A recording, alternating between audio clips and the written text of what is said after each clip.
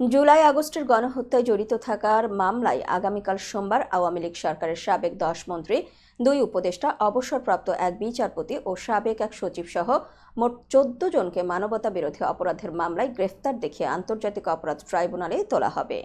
বর্তমানে অন্য মামলায় গ্রেফতার হয়ে এরা সবাই কারাগারে রয়েছেন। রোববার গণমাধ্যমে বিষয়টি নিশ্চিত করেছেন ট্রাইব্যুনালের চিফ প্রসিকিউটর মোহাম্মদ তাজুল ইসলাম।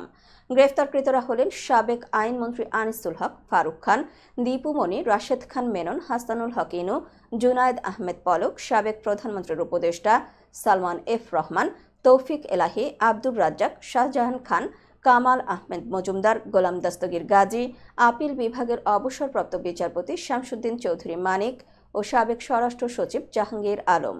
এর আগে গত 27 অক্টোবর আন্তর্জাতিক অপরাধ ট্রাইব্যুনালের চেয়ারম্যান বিচারপতি মোহাম্মদ গোলাম মর্তুজা মজুমদারের নেতৃত্বে 3 সদস্যের বিচারিক প্যানেল এ আদেশ দেন। ট্রাইব্যুনালের অপর 2 সদস্য হলেন বিচারপতি মোহাম্মদ শফিউল আলম মাহমুদ ও বিচারক মোহাম্মদ মহিতুল হক এনাম চৌধুরী।